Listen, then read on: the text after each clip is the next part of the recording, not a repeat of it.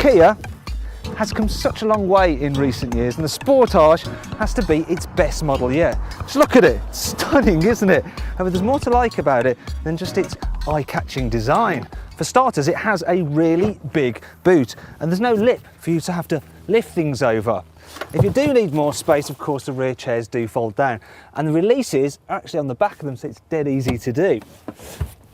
With the seats flat, you'll notice they don't go completely level, but there's no step between the boot area and the back of the seat, so you can just slide items straight to the back. There's easily enough room here in the back of the Sportage to carry 3 adults in comfort. You'll notice we've got decent headroom and loads of knee room, but the key thing is this: the floor is almost completely flat, so if you get the centre seat, you needn't worry too much. However, I'd still rather be in the front, so if you give me a hand, I'll show you what else is good about this Kia. There's lots of stowage cupboards, there's room for your rubbish in the central armrest, the door bins are large enough to hold big bottles, and the glove box is chilled by the air conditioning. Speaking of which, standard kit is generous across the entire range, as well as aircon. All cars also get cruise control, Bluetooth connectivity for your mobile phone, and ESP anti-skid control.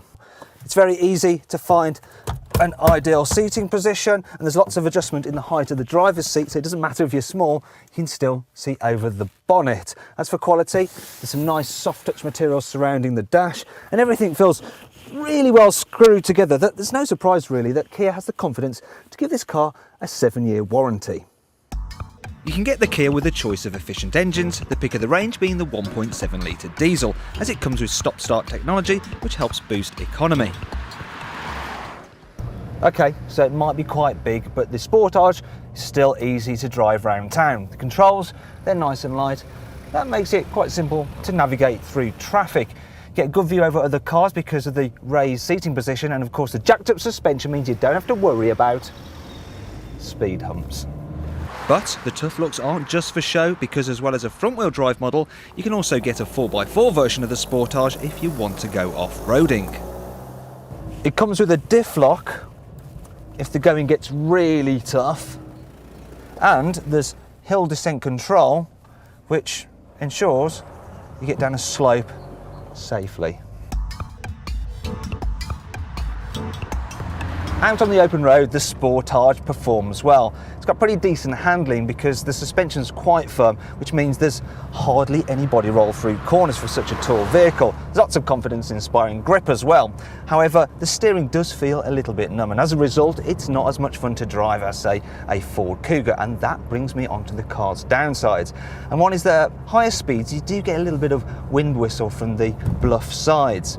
Also, I do find that the ride gets a bit jiggly over rougher surfaces, and as a result you can feel your fatty bits kind of wobbling about.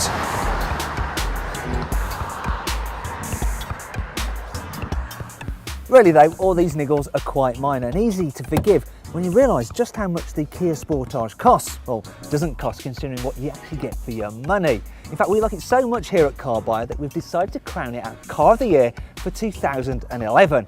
And you can't get a much better recommendation than that.